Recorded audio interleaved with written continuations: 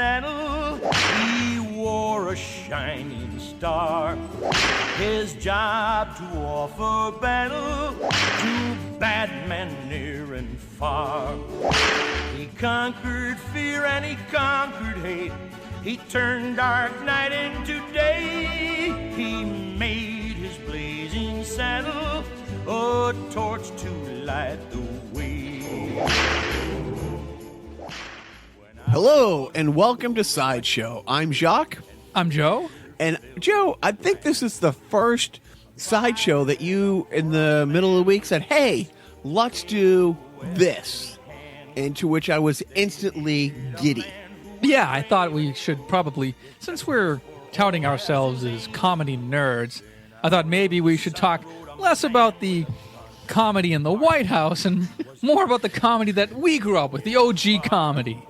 And when you say OJ, you truly are going back to the O-est of G's. The O-est of G's. We, of course, are talking, you know, the opening clip didn't clue you in. Why would you listen to Joe and I? Why would you listen to us? Anyways, but Mel Brooks, absolute hero status across the board with me. Writer, director, actor. Yeah. You know, we'll say typecast. He plays a lot of rabbis. You know, so we'll start at the beginning. One of the fun things for me is when Joe said this, you know, instantly, you know, I flash back to like my favorite Mel stuff, did some reading. I've seen a bunch of documentaries. Actually, of the few books I've read in my life, a few of them are biographies or autobiographies on these guys. And Brooks has been one of my favorites. I knew him. Well, I didn't know him. Obviously, it was 20 years before I was born. But I knew of his work. I knew that he was one of the original writers on Sid Caesar's Your Show of Shows. I think I was introduced to Your Show of Shows via you. Yeah, but when collecting VHS became a thing, or when we drove across the country one time, I had old radio shows and old TV shows that, you know, that were put on cassette and stuff that you could listen to, because a lot of their comedy you didn't have to see. I mean, it's great visually, but I remember, you know, it's like the year 68 and 69. Or no, I'm sorry, 58, 59. I was born in 69, like 10 years before I was born, that the writing staff of Your Show of Shows was Mel Brooks, Carl Reiner, Woody Allen. No, oh, yeah. Simon, Neil Simon. Oh, yeah. I mean, and you look, it's like, okay, after that show, what did they do? Well, Neil Simon goes on to be like probably one of the most prolific playwrights of the second half of the century. Woody Allen goes on to be Woody Allen, you know, unbelievably great. But that writing staff, I mean, Sid Caesar, Mel Brooks, Carl Reiner, Neil Simon, Woody Allen. I can't imagine that Saturday Night Live at any one point of time had a writing staff that diverse. Oh, wait. that will go. See, they were not. Bunch of, you know, Cuban immigrants getting together.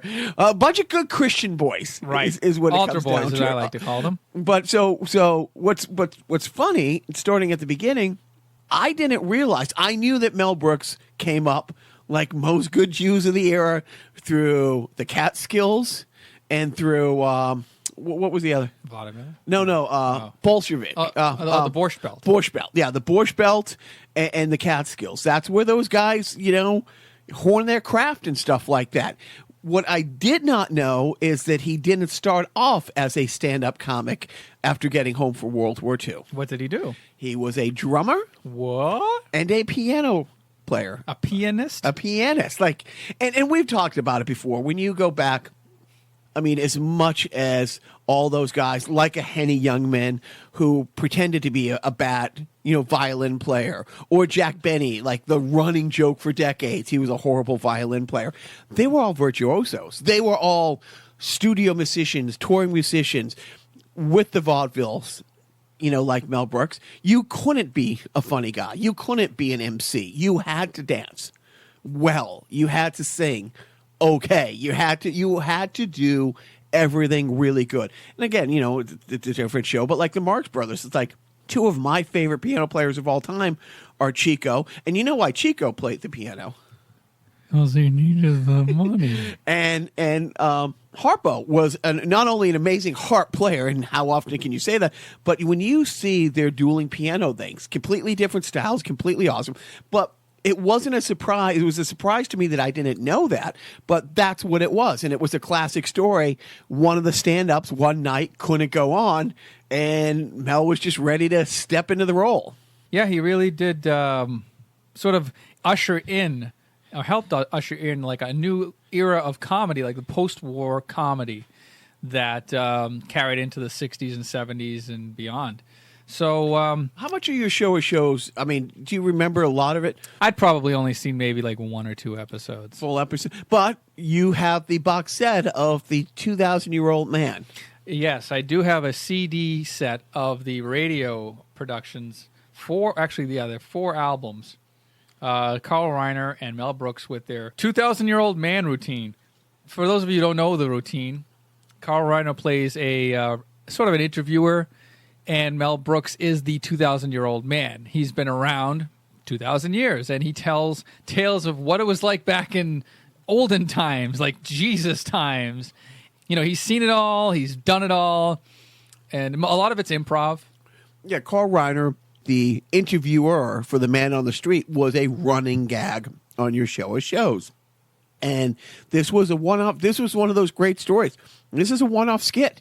They in a million years don't think, oh, my God, we are going to milk the hell out of this cow for the next umpteen years. Right, here's the money train rolling in. Now, again, when you look at that writing staff, you know, one of my favorite things, these are some facts that I did know about Mel Brooks. One of my favorite shows in the history of television, I love the show itself, and I love the story of the show, The Dick Van Dyke Show. And The Dick Van Dyke Show is based on Carl Reiner's life. Dick Van Dyke was the writer on the Alan Brady Show, but the network thought he was too old to play himself, so they had him in the Sid Caesar role as Alan Brady. Dick Van Dyke was basically playing Carl Reiner. Even his wife's name was Laura, his son named Richie. You know, whatever happened to Carl Reiner's son, Richie? I forget. But one of my fun facts is one of my favorite characters, maybe on my Mount Rushmore of TV characters, is Buddy Sorrell. Played by Maury Amsterdam. I remember I wrote, you know, when I was working on a show and a couple writers were like, hey, write a spec script of something that nobody's writing. And I wrote a spec script of the Dick Van Dyke Show, and they really loved it. And probably as my stint of trying to be a writer, when it was a good 5-6 year window where I was really dedicated to it, I'd never had more fun writing than when I was writing for the Buddy character. Right. And his back and forth with, you know, the bald guy, Mel. Buddy is Mel Brooks. Like Carl Reiner, 100%. Like I've seen in so many interviews, it's like the guy, you know, Buddy, I forget the actor's name. It's like Maury Amsterdam. That was Maury Amsterdam's personality and stuff. But it was when he got the role because he reminded Carl Reiner, this is what it was like going to work with Mel Brooks every single day. The other thing that Carl Reiner did, that Neil Simon did, is he wrote a book. He wrote a play called Laughter on the 23rd floor. 23rd. Yes. And it was called that because your show of shows at Rock Center had the 11th and the 12th floors. Like and they added the studio numbers together. Right. And that was basically also the template of Carl Reiner did, basically took the same story and did My Favorite Year, the movie My Favorite Year. And there was a week that Errol Flynn was on, and it was... And as he said, it's more to real life than you would have thought. You know, not a lot of artistic license was taken. And it's really kind of funny. It was Carl Reiner writing about Mel Brooks this week with you know, Errol Flynn on the show. So I had always thought it was autobiographical of Carl Reiner. But no, he was writing from the perspective of Mel Brooks. So not only has Mel Brooks done so many of my favorite things from the era, other people loved him so much who worked with him. Like when Carl Reiner looks up to you, when Carl Reiner is basing characters on you, you're pretty awesome. So then after that, he didn't do much of anything. No, just kind of fell off the map. Right. I think he's in some old age home somewhere, just counting the days. Yeah, I mean, who the hell knows? No, but seriously. So then afterwards, your shows go off the air. Years go by. The Dick Van Dyke Show is on, but it's not, Mel Brooks isn't involved. But he is still involved in television. And he hooks up with a writer named Buck Henry. And they go on one of our favorites. Yes, we'll do a Buck Henry sideshow someday. He's a writer. One of Jacques' Frank favorites. Santopadre probably has posters all over his room of Buck Henry. Right. He co-created with Buck Henry the classic show starring Don Adams about a hapless spy called Get Smart. Would you believe? Yeah. Would you believe a podcast? How about two guys yelling at each other in a basement? Missed it by that much. So we're quoting stuff that Don Adams made famous, but thanks to the genius of Mel Brooks, we got the Cone of Silence. You beat me to it, you bastard. Tell me a better prop gag in the history of sitcom than the Cone of Silence. What? I said, tell me a better prop gag than the Cone of Silence. What'd you say, Chief? You said you want me to shine your hiney? Oh, my God. I mean, Jaime the Robot. Right. I'm so ahead of the curve on all of this. I mean, it was the age of sci-fi with robots and Android, and they took that to the absurd level. And this is James Bond. It's sort of like Clouseau. That's a great way to put it. It's the American Clouseau, but so innovative, so different. Yeah, I mean, it was single camera, shot on film. They had the sweetened laugh track, which every sitcom in the 60s had. Like, you could not get a show on television that wasn't 60 Minutes, that didn't have a laugh track in that era. It kind of worked, though. You just sort of, it didn't hamper. And 40 years later, was it 2005, 2006, they revamped it with Steve Carell. The movie was I think it was 08. So you're talking, it was like 50 years later. And they tried to bring it back in the 90s. Do you remember that? Anyways. But that's, when you think about, he's this Catskills musician turned comedian turned writer turned performer. And that was, one of the other things. Everybody who wrote on the show also performed and stuff. So he's a writer on one of the biggest shows of the 50s. And he's the creator of one. How long did that last? That lasted several years throughout the 60s. I mean, it even had its own really, really bad movie with Don Adams in, I think, 1980. I think it also, and I could be wrong, I think it had a short-lived cartoon version run of it as well. Right. Last thing on Get Smart. Can you walk down a long hallway? No. Like in a hospital with double doors and not think... Dun, dun, dun, dun. Never. I will never walk down. If we still had phone booths, I would still try to dial the number to see which one takes me to the sub-basement level. Especially as a kid watching it. Because that was Syndicate. That was a Channel 56 afternoon thing for me growing up. You were watching it when you were a kid. And then 20 years later when I was a kid. I hate you. But do you see, actually, I have them on DVD. And I played them for my kids years ago, and they loved it. So it's it's timeless. That's Mel Brooks and his TV career. But then... I didn't know he was such a part of the TV show The Electric Company. I kind of did. He did the voice introduction of Letterman, The Adventures of Letterman. Yeah, I remember listening as a kid. Is that the guy from, right? But for the purpose of this sideshow, I think, Joe, we will talk mostly, starting now, about his movies. And I'm trying to think if there's a, writer or a director who's directed more of my favorite movies. Like Christopher Nolan has done a lot of great stuff, but he's done 3 Batman movies. But of my top 20, 25 favorite movies, this one guy has 5 or 6 of them in there. His first big movie was The Producers. And again, just like with Get Smart, so different than anything else. Musicals were big. You had, at the time, you have, The Music Man. Willy Wonka. That's an era where it had, big production numbers and stuff but nobody took it from this side of, the fourth wall down, behind it. It was such an absurd premise. It came out in 1967, 23 years after the World War II had just ended. So there was that in people's minds. But they decided to focus on the story of a kind of a shystery.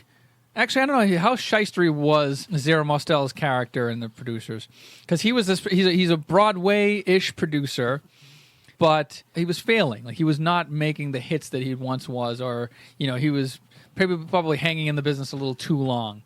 And then along comes Gene Wilder, Leo Bloom, who plays as accountant and tries to kind of reconcile his books, and maybe he's a sort of nebbishy character. And he suggests that maybe they would make more money with a flop than with a hit. Yeah, because so you go out and you raise money. So Zero was this wheeler and dealer, suave guy who would sweep these old ladies off their feet. Just these Broadway hang-oner hags, you know what I mean? Old money. And he would wow them into, they were all widowers, who have huge, he wasn't like taking their last nickel and leaving them destitute. These are women who had large bank accounts, and he would have them invest $100,000 in a play. Well, if a play goes belly up, it goes belly up. You get the old ladies go to opening night. They feel like they're on the in. They're part of the glitz. They walk the red carpet. The thing goes away. Hey, you tried. It didn't work out. So, but they decide, well, if we had 20 of these little old ladies invest in a play, and we each give them 10%, then we can raise 200% of what we need. The play is a flop, and we make a lot of money. Right, but it has to be a guaranteed flop. So what do? They scour New York City for the worst possible playwright, the worst possible script. They land on this possibly Nazi person, yes, played by Kenny Mars, who writes an ode to Hitler. And it's called Springtime for Hitler. And again, Brooks was in Europe during World War II. He wasn't this famous person who had a stateside, cushy, USO tour kind of thing. He was in it.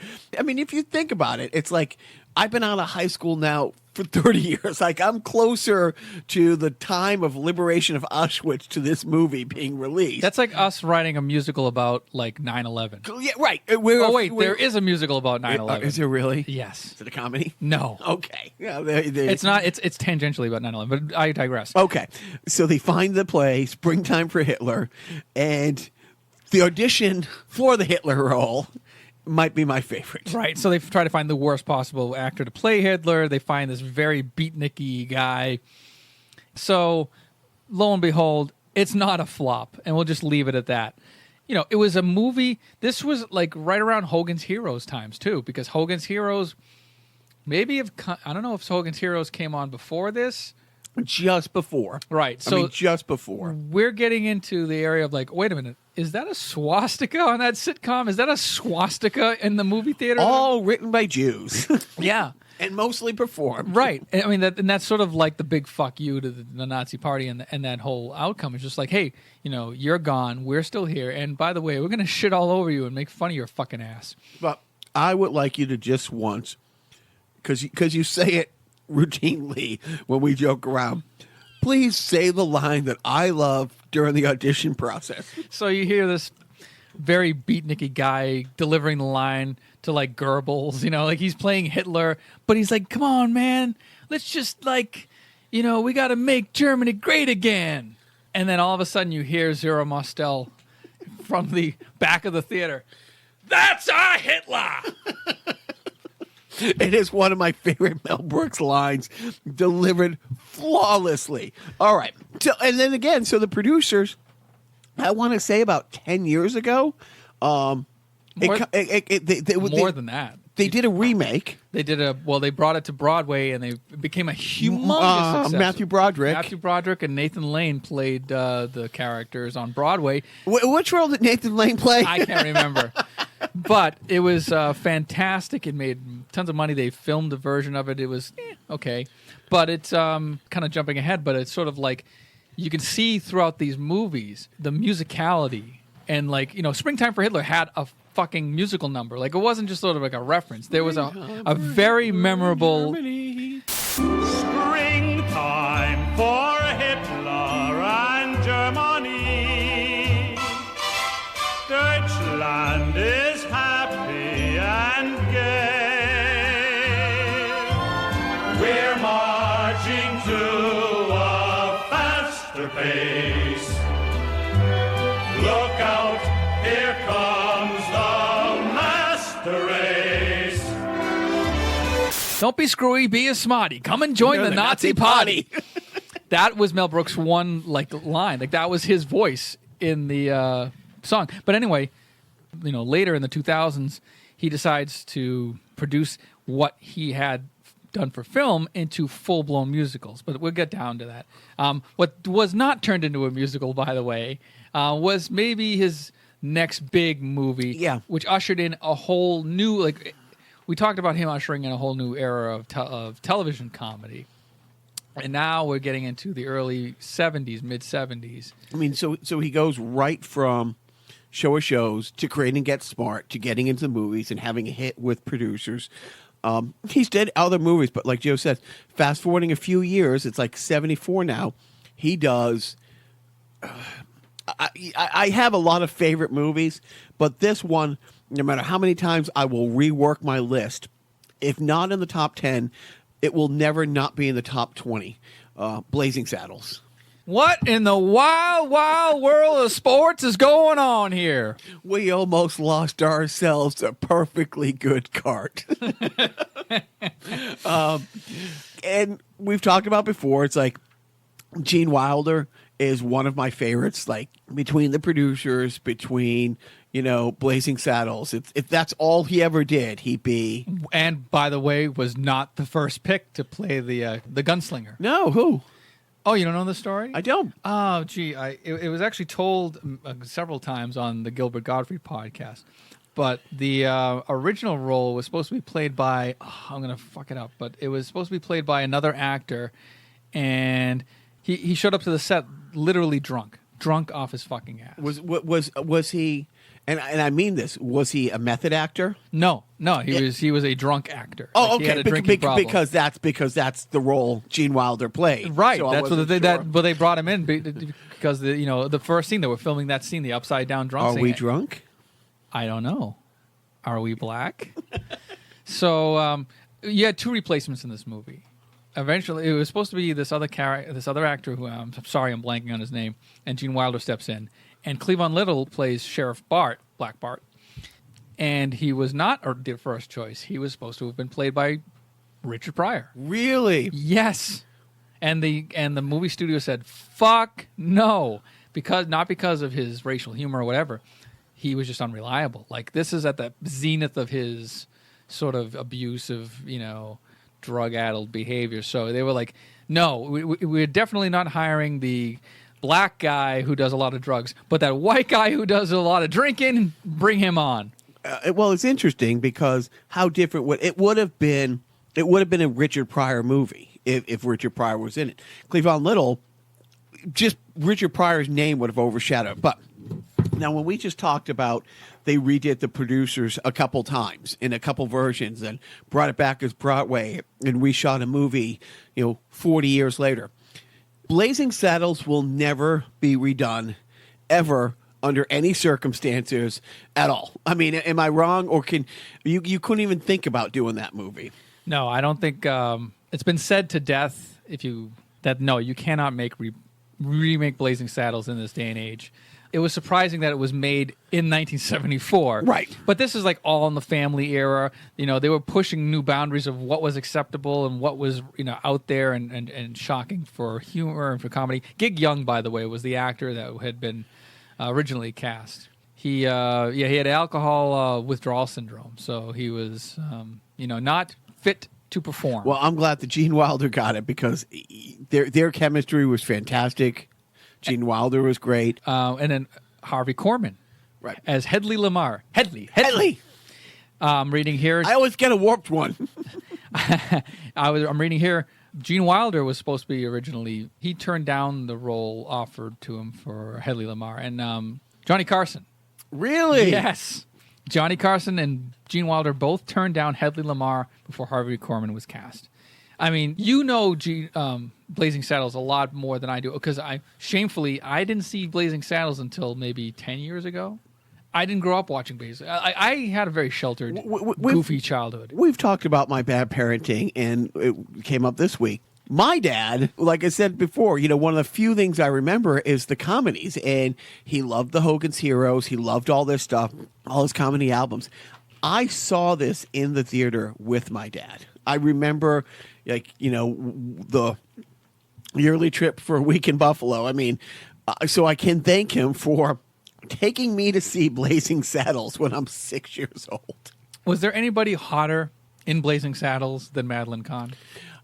Well, when I was 6, I didn't get any of the stuff. You know what I mean? But, when you rewatch it for a million times when you're 12, 13, 14, I'm so tired. So tired. This also introduced into the lexicon of cinema a word.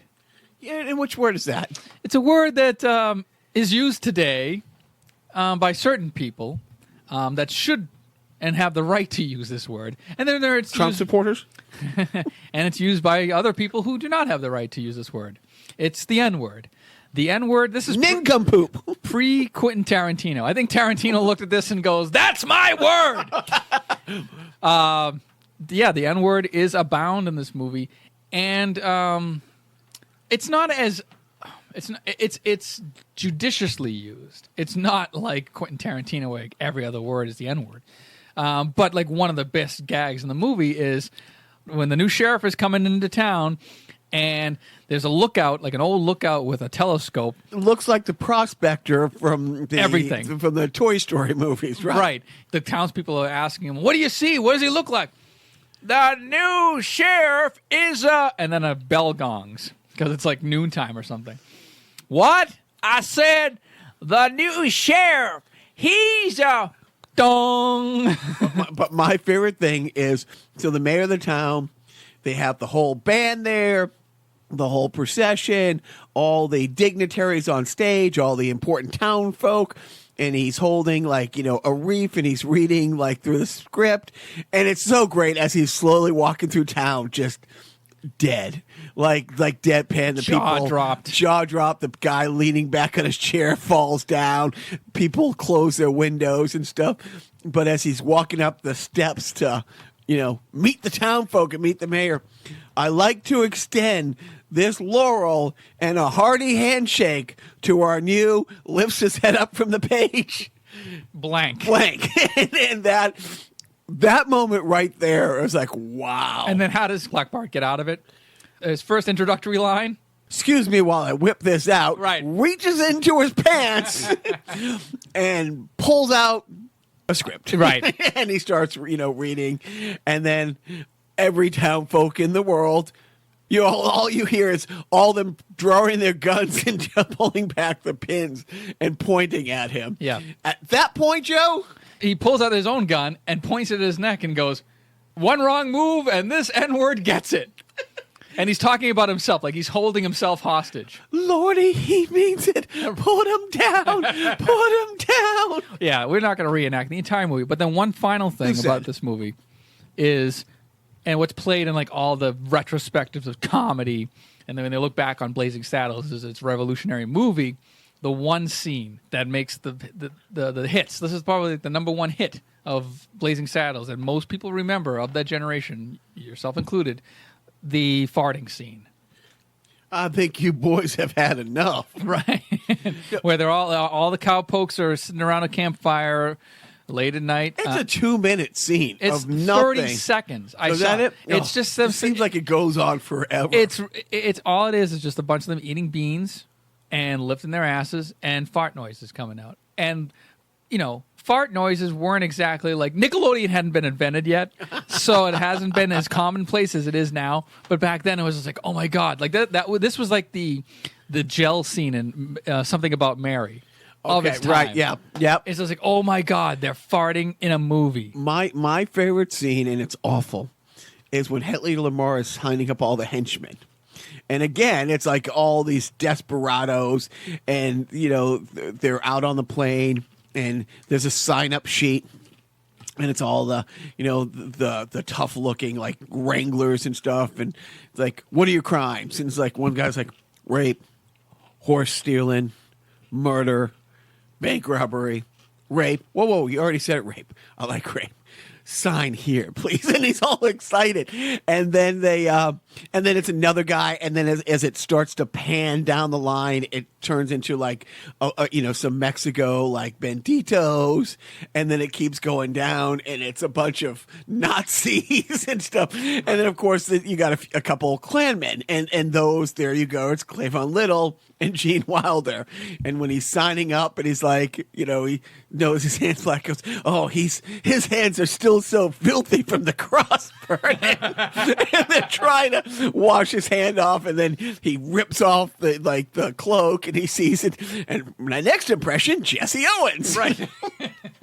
Oh my God. Yeah. So now remember, I'm 5 in a movie theater in Buffalo with my dad watching that.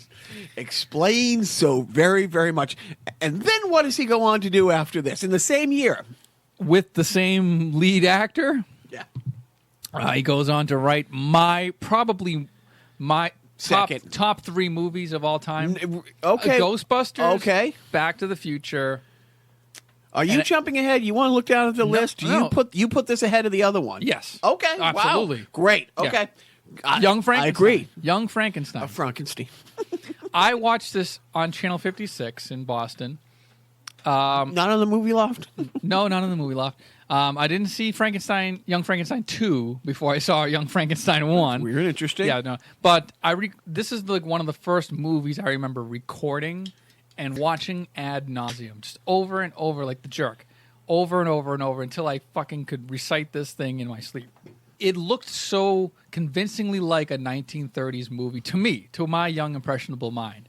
I was like, did they travel back in time? Right. Did Willy Wonka get into a time machine with Madeline Kahn? But it was shot so well. Obviously, everybody knows Young Frankenstein by now. But it was shot in black and white. It was filmed in the same studios and the same locations as the original Frankenstein movie, which I didn't know at the time. But that just lent the credibility even more so to the movie. There's just so many quotable lines. I said it to my significant the other day. Abby something. But I said it to my wife the other day. We were just kind of lounging around, and we're expecting somebody to come over. And, I look at her, I go, I suggest you put on a tie. Yeah, I mean, there's the Abby someone. Abby normal. Abby normal. I think that was it. Yes. Okay.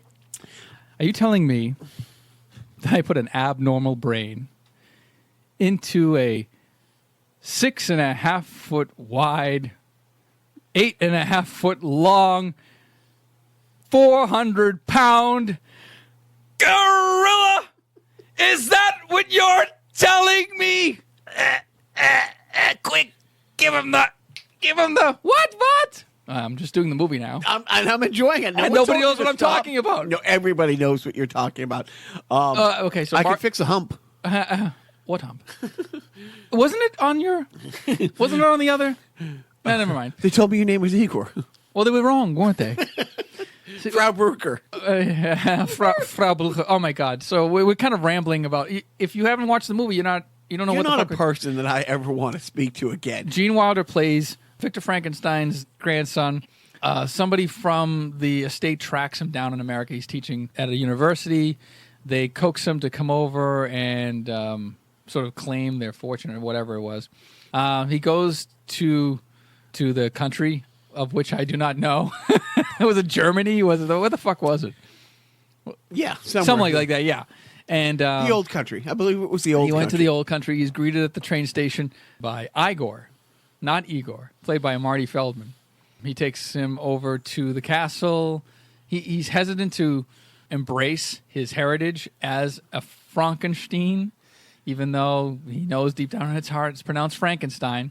And he thought his grandfather was a quack and that it was all hogwash. And he goes on to live in the castle to learn more about his grandfather's studies and his findings and his research. into the reanimation of life. And he's convinced after maybe, 20 minutes of reading that it could work! So he decides to go on and dig a grave. And, oh, my God, that's a whole sideshow in and of itself. I'm getting too far into it. I mean, the music in this, Madeline Kahn's in it. Marty Feldman, God rest his soul, he was just great. His eyes, he has the most, him and Patriot thing. Rasheed Caldwell is the only people who I know eyes bugged out of their head more like a cartoon character. Damn your eyes!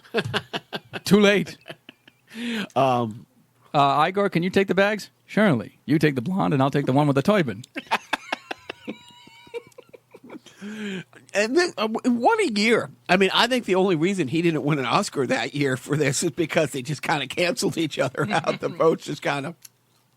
But that was great. And then the next really thing of note that I put in a time capsule, in the comedy time capsule, is History of the World. For posterity. Silent movie came out in 1976. I saw it once. It was great. You know, High Anxiety, another decent one. I wasn't a Hitchcock fan. Well, that's the whole thing. Yeah, that's more of a parody thing at that point. Yep. But History of the World Part 1, 1981. Yeah, no, I'm jumping ahead, but no, I'm just going to the we ones have to. that, I'm like, these are the movies that when I say the one director has done 5 of my all-time favorite show is your show of shows. We've already gone down it's that not rabbit Arrow. hole. No, actually, no, no. But your show of shows, and we've talked about, Coca and Sid Caesar and everybody. That is my all-time favorite show. And again, love the Dick Van Dyke Show, Get Smart. But then when you talk about the movies, these 5 movies that I know you like a couple other ones.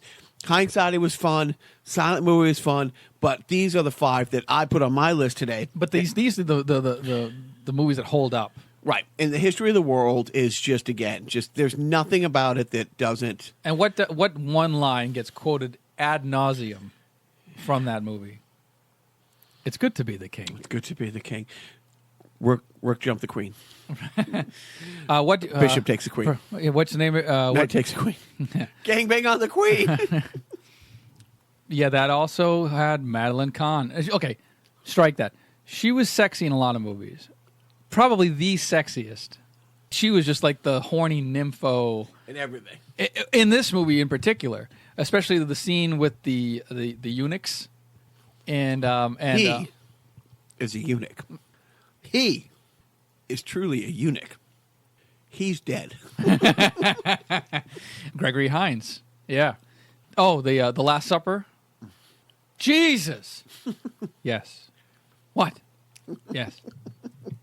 Was it his own Who's on First? Mel Brooks was playing the painter of The Last Supper, but he was live. He was painting The Last Supper. Like he was literally there with the group. And everybody on the side of the picture. Yeah, exactly. But then there was also the teaser at the end of History of the World Part 1. History of the World Part 2. Right. Hitler on ice. Jews in space. They're Jews. They're Jews in space. Yeah. We would be remiss if we did not talk about the one big show-stopping musical number in the History of the World Part 1.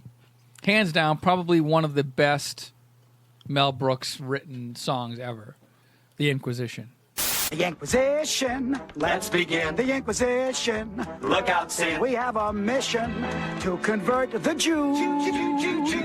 We're gonna teach them wrong from right. We're gonna help them see the light and make an offer that they can't refuse. That the Jews just can't refuse. So he grew up in the late 30s and the 40s with the big show numbers, like the cast of hundreds, the long staircases that people will always where are you dancing from? And of course those synchronized swimming scenes where they would all dive into the pool cascading one after another. They had the big torture rack, but then it was a bunch of Jewish guys on these tumblers that were like a slot machine. So they pulled the lever. Anyway, History of the World Part 1. And now the one that I would have thought would have been your favorite over Young Frankenstein, Spaceballs. Yeah, Spaceballs. I mean, that's got to be in your top 10. Yeah, Yes, that's Okay. Yes, I watched that about a month ago, and it's just fucking great. I saw Spaceballs before I saw Star Wars. That's how effed up I am. I saw Spaceballs in the theater, and I got most of the jokes. That was one of those movies that's generational, because when the movie came out in '87, Star Wars was passé. It was years old. It was about 4 years old since The Return of the Jedi came by. Yeah. And even people who were Star Wars fans or casual Star Wars fans thought that Jedi had kind of like, oh, okay, it's run its course. Everybody thought it had. But by '87, a lot of mainstream critics had thought that Star Wars had been parodied to death and that Mel Brooks was a little late to the party. You know, it was sort of like, oh, okay. Were they wrong? Right. Well, no, it was like 10 years later. And you know what? It didn't do gangbusters at the box office, I don't think. And it had been panned by critics. It's not one of Mel Brooks's, kind of a swing and a miss by some. But to me, 10 years old, seeing this in the movie theater, knowing about Star Wars enough to got most of the jokes and appreciate the humor, Rick Moranis as Dark Helmet. Joan Rivers had the voice of Dot Matrix. We had Bill Pullman as Lone Star. John Candy as Barf. I'm half man, half dog. I'm my own best friend. And we had Daphne Zuniga as Princess Vespa, which I didn't know what a Vespa was at the time, but, you know. That's pretty good. Yeah. Dick Van Patten as the king, right? Was he the king of Druidia? Funny. She doesn't look Druish. One of the best lines. Right. I said take only what you need to survive. It's my industrial strength hair dryer, and I can't live without it. I loved it, and it's like, and here's the funny thing is, Rick Moranis was huge. There was when you think of Rick Moranis and Spaceballs, Honey, I Shrunk the Kids. What's that other little movie that he was known for around the 80s? Ghostbusters. I mean, seriously, those were like some of the biggest. Those were all blockbusters, you know. Yeah. And so this Weasley little, you know, was one of the leading guys in this. He was great in this. Everybody around him, you know, was great in it. I think it stands up. I mean, I think it's, if you like Star Wars movies, I mean, it's still a great parody. Prepare ship for light speed. No, light speed is too slow. Light speed too slow? Yes, we're gonna have to go right to ludicrous speed. Ludicrous speed? Sir, we've never gone that fast before. I don't know if the ship can take us. What's the matter, Colonel Sanders? Chicken? Prepare ship! Prepare ship for ludicrous speed. Fasten all seatbelts. Seal all entrances and exits. Close all shops in the mall. Cancel the three-ring circus. Secure all animals in the zoo. Give me that, you petty excuse for an officer. Now hear this. Ludicrous speed. Sir, hadn't you better buckle up? Now buckle this. Ludicrous speed. Go!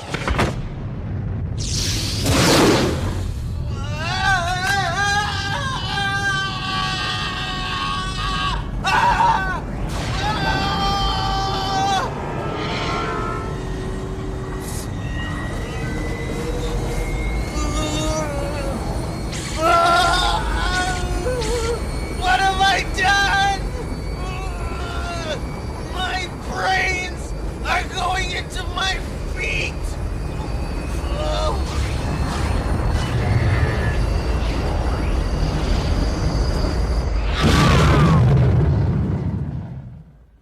What the hell was that? Spaceball 1. They've gone to plaid. But Spaceballs, getting back to it's not being considered his best work at the time, it's because it was looked at a little too freshly from just getting off of the Star Wars hype train. Like, Star Wars had cooled off by '87, and In your world. right, but it lived on videotape. Spaceballs, the videotape. You're watching now. What the hell am I looking at? Anyways, That was then. This is now. yeah. When will then be now? Soon. But thanks to its popularity on videotape and just future generations watching it coinciding, like growing up both with Star Wars and, oh, by the way, there's this little parody movie called Spaceballs. That's when it really became like, oh my God, this fucking movie's incredible. I mean, President Scroob is played by Mel Brooks, and he plays not only President Scroob, which is an anagram of his last name, Brooks. Why didn't anybody tell me my ass was so big? He also plays the Master Yogurt, where it's him on knees, merchandising. Yogurt the benevolent, Yogurt the powerful. No, I'm just plain yogurt. So those are my 5 favorite. But you are a big fan of... I've become a big fan of, and I saw this in the theater as well, and I had that same sort of initial reaction that a lot of people had to, or critics had, to Spaceballs when it came out. It was Robin Hood Men in Tights. And I saw the pacing as like a little slow. I appreciated the humor. I got I got the jokes. I didn't see the Robin Hood movie, but I knew it enough to get a laugh out of it. But I didn't love the movie. And it starred Carrie Always as he was in The Princess Bride, and he starred as Robin Hood. It had Amy Yazbek as Maid Marian, Richard Lewis as Prince John. Yeah, he was great. King John. Yeah, like Richard Lewis. Has he ever done anything where he isn't 100% Richard Lewis 100% of the time? I know, right? Hurt him! You had Mel Brooks making a cameo as the rabbi. You had Dave Chappelle in a breakout kind of role. He was Achu. It was so lame. Like, all of the Merry Men had the traditional kind of Errol Flynn looking hats, and of course Achu's hat was turned to the side because he's the black guy. Street. But then that movie had its own great musical number, which was actually sung to the tune of Jews in Space. It was Men in Tights. We're men in tights. We roam around the forest looking for fights. We're men in tights. We run from the rich and give to the poor, that's right. We may look like sissies, but watch what you say or else we'll put out your lights. We're men in tights, tights.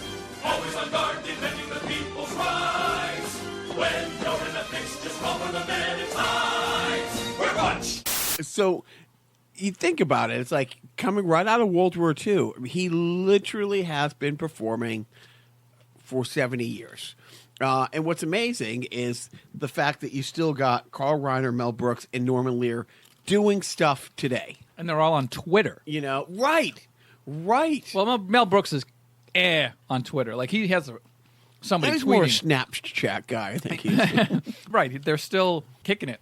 Just to kind of wrap things up, we had Dracula Dead and Loving It, which was the Leslie Nielsen Dracula parody. Yeah, and again, I mean, it's not like any of the movies I've seen, and I've seen them all, I've been like, oh, that's awful, never watch it again. Like, if it comes on TV, I'm not diving for the remote to change it. That was kind of it for me. But it's Leslie Nielsen, And that was his last directorial outing, was Dracula Dead and Loving It. But then, of course, he goes on to Broadway, which Jacques can talk about ad nauseum for eons and eons.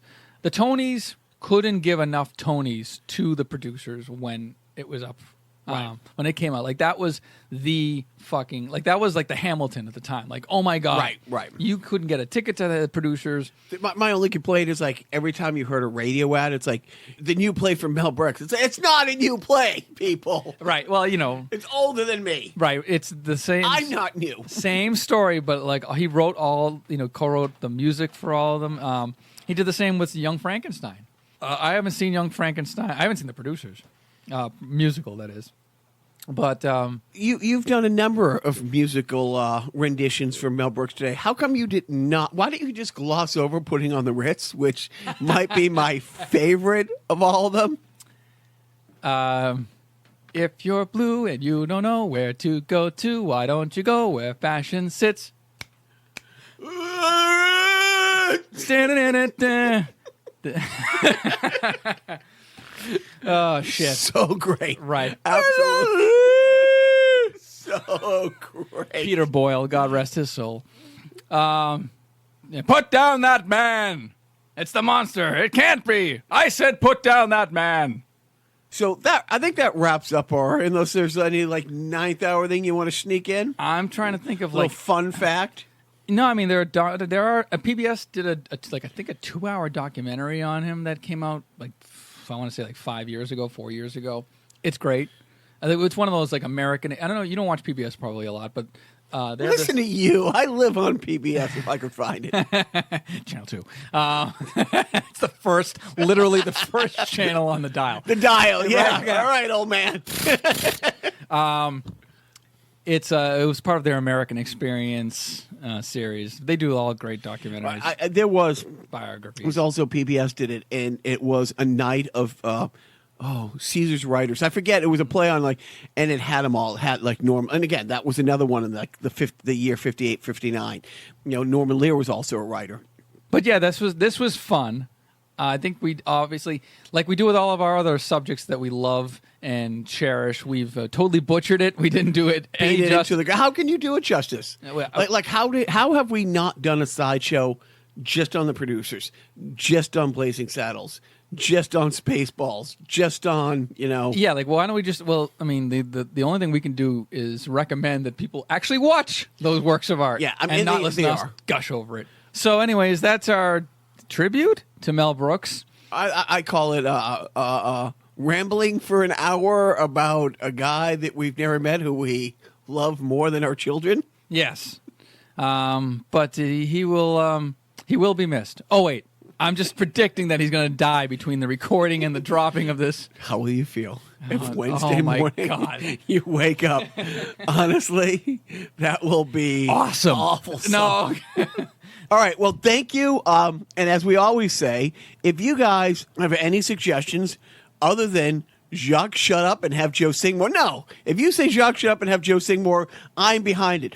But if there's some really nerdy game thing, movie thing, pop culture thing that you want us to ramble about so you can point out how little we knew and how much smarter you are than us, please send any suggestions you have. Why not? Put it on our Facebook page, Canival Personnel, or Canival Podcast, on Twitter and Facebook. And yeah, I know it's Richard. Richard's going to be the only one to ever we'll take comment. Your suggestions. Yeah, Richard, this is just for you. If you tell us what the next sideshow should be, you know us, right? Of course you do by now. Let us know in the comments below. And Jacques, don't forget. Are we stopped? We're stopped, sir. Good. Well, why don't we take a 5-minute break? Very good, sir. Smoke if you got 'em.